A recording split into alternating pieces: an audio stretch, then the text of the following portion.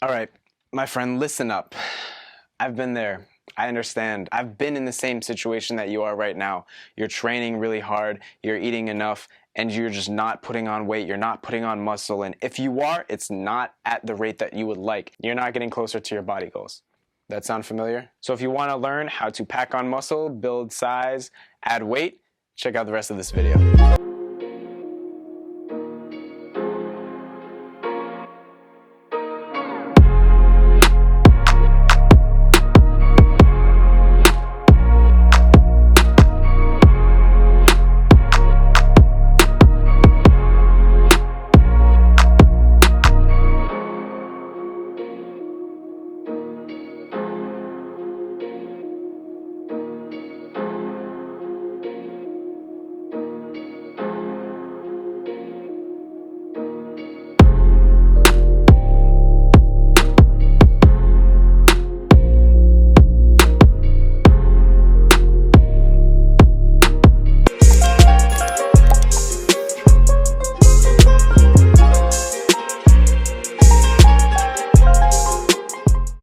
So we want to build muscle, we want to add size. In order to do that, you need to have knowledge on certain exercises that you need to focus on. You need to set a workout plan for yourself, and you need to set a nutrition plan for yourself. But before you do all of that, you need to assess your body type. If you are still watching this video, it's because you're having a hard time packing on muscle because you either have longer limbs, you have a skinnier build, you have a high metabolism, and it makes it difficult for you to put on muscle and put on weight. If you fall into that category, if those sound familiar to you, you are most likely an ectomorph. Now, assessing your body type, there is a huge disclaimer. This is not an excuse for you. You are not allowed to use your body type as an excuse as to why you cannot reach your goal. So for example, ectomorphs have a harder time putting on muscle, endomorphs have a harder time shredding fat. This is not going to be information that allows you to get discouraged or allows you to make excuses for yourself and say, oh, I'm never going to get to where I want to get because this is my body type. That's not how this works. Assessing your body type is a way for you to attack your goals by setting up a specific workout plan and a specific nutrition plan, which you can do with more accuracy if you know what your body type is. So, ectomorphs have trouble putting on muscle, have a quicker metabolism.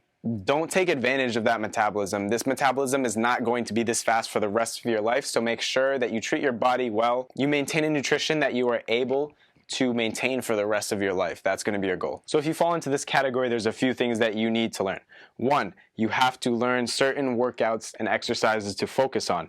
2, you have to create a workout plan for yourself and stick to it. And 3, the same thing, you need to create a nutrition plan and stick to that. Fortunately for you, I've already done all of that explaining for you in the rest of the video. So let's hop into it. Start with the basics of working out. If you're an ectomorph, you probably tend more towards the endurance type exercises, a lot of cardio, a lot of running, and you find it difficult to build strength and build muscle. What needs to happen is you need to focus on compound movements. The compound exercises are going to be the key and the foundation to your workouts. Compound exercises are any exercises that use multiple muscle groups in order to perform the movement.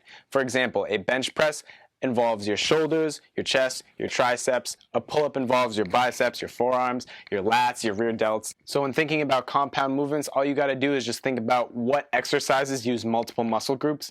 And if you don't know, just look it up. Now that you know to focus on compound exercises, you also need to realize that you need to hit a certain rep range. For ectomorphs, specifically, you want to focus on the 4 to 6 rep range, which is right in between the hypertrophy rep range and the power rep range. If you're 1 to 3, you're focused more on power, that's for powerlifters. If you're 8 to 12, that's more focused on hypertrophy, which is more focused on your supplementary exercises. We're going to be focused on your foundation exercises, which are your compound movements. That's where you want to hit a 4 to 6 rep range so that you are building strength while also building muscle at the same time. Now, you might have a few questions. The first question that I get a lot is, Michael, why would I do a 4 to 6 rep range when I don't feel the pump? I don't feel like I'm getting any bigger. I'll address that in a second. The other comment that I get also is, I'm a girl. I don't want to look like a guy. I don't want to lift heavy because I'm going to get too muscular and I'm going to look too much like a guy.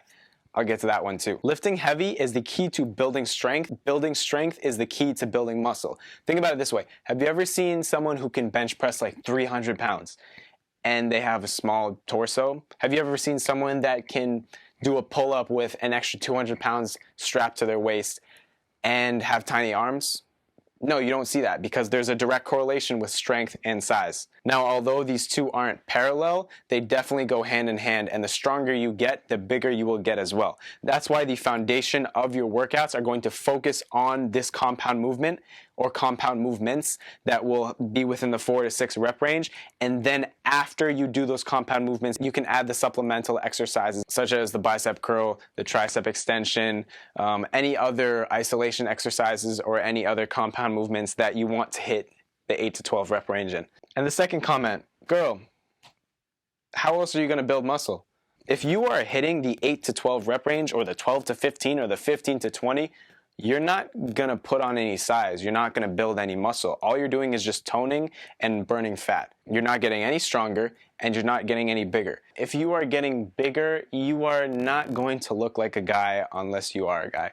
Your body is built different, so you will end up looking different. However, the same philosophy applies that if you hit this 4 to 6 rep range, you're going to be building strength, you're going to be building size, which is what you're having difficulty with anyways as an ectomorph. So this is what you want to focus on when you're thinking about certain exercises to do. On to planning your workouts. Now that you have a basic understanding of what exercises to focus on, let's move on to planning your workout. So as I just previously mentioned, you do not want to start with your vanity exercises. You don't want to be doing bicep curls or tricep extensions before you do the compound movement. The compound movements are the first exercises of your workout.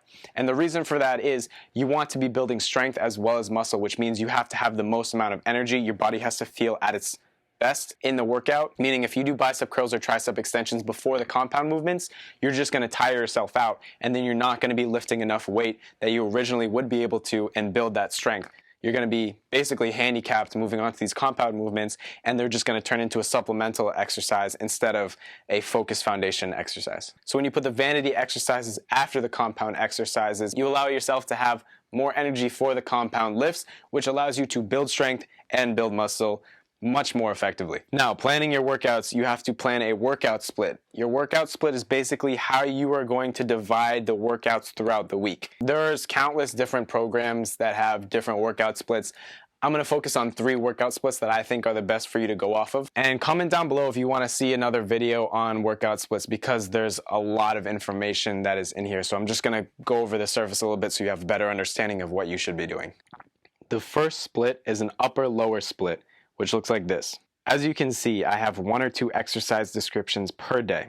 So let's look at Monday. I wrote bench and weighted pull-ups. So my primary exercise would be 4 to 5 sets of bench pressing and weighted pull-ups for 4 to 6 reps. That means you should put enough weight on to make these 4 to 6 reps very difficult, but not impossible. Then after you complete these compound movements, you can move towards bicep curls, tricep extensions, or any other supplementary exercises that you want to add in. This same philosophy applies for the rest of the days as well. Focus on your primary compound movement and then add another exercise that fits with the theme for the day. So for example, if you're doing an upper body day, you're going to be focusing on your compound movement, and then you can add in your bicep curls or your tricep extensions. The second split is the pull-push-leg split, which looks like this. Just like in the previous split, make sure to focus on a compound movement and then add on supplementary exercises that fit with the muscle groups you are working out for that day. The third split is the total body split, which looks like this. This split works for some, but is difficult to maintain due to the intense high volume days. For instance, it may be very difficult to do heavy bench press, heavy weighted pull-ups, and heavy squats all on the same day and add on supplementary exercises. It might just tire you out. Now on to nutrition, which is just as important as the working out, especially for you ectomorphs. Now setting up a nutrition plan can be very complicated. If you want another video talking about specific details about how to set up your nutrition plan, comment down below, ask for another video, and I'll give you another video on explaining that a little bit more in depth. But for now, generally speaking, I'll get over the topics of what you should eat as an ectomorph, how you should eat as an ectomorph. You need to be having a caloric surplus, which means you have to be eating more than you are burning. You have to be intaking more calories than you are burning. And for ectomorphs, you're burning a lot of calories just by sitting down, just by eating, just by doing random tasks. And your metabolism is faster, so when you do workouts, you're burning more calories, which means you got to be eating a lot more calories than you think you're burning. And the way I do that, the way I count my calories, is I use an app called MyFitnessPal. What that allows you to do is it allows you to type in your meals. You get to enter your meals, and then it'll tell you how much calories those were. You type in your information about yourself, and it'll tell you basically how much you have to eat in order to achieve a certain goal. This app also allows you to look at your macros, which is also very important when you have a specific goal. For an ectomorph like yourself, you do much better with carbohydrates. So that can be closer to the 50% to 60%. You need to focus on your protein in order to build that muscle, which will focus on the 25 to 30%. And you, of course, need to add in fats, which will be the 20 to 25%. So as far as protein goes, you should be eating 1.1 to 2.2 times your weight in kilograms. That number is going to give you how many grams of protein you need to be eating in a day. And that's all I have for today. If you want specific help on how to create your own workout program, if you want a workout program from us, or if you want a nutrition plan from us, follow at MJ2.0 on Instagram. Don't forget to like, comment, subscribe, share this video with a friend, hold each other accountable, and as always, work hard, stay happy, stay healthy. Peace out.